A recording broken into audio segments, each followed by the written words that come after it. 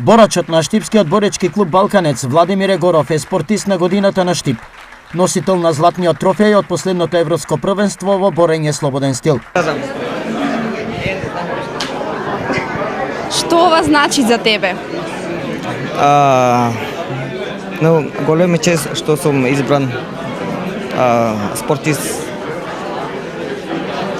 на град Штип. Голема чест за мене. Биде ли ова мотив да продолжиш понатаму? И што? Is this a motivation to continue this sport?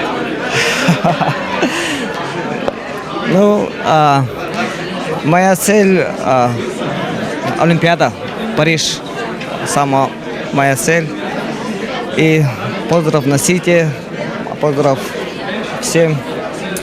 Фала многу.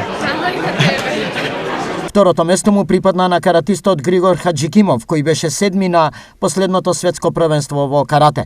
Трета е Амелија Луциона Николов, пинпонгарка на шампион ЕФА, клуб кој лани ја освои титулата државен првак. Каратистката Бојана Манева е избрана за најуспешна жена спортист за Штип за 2022 година.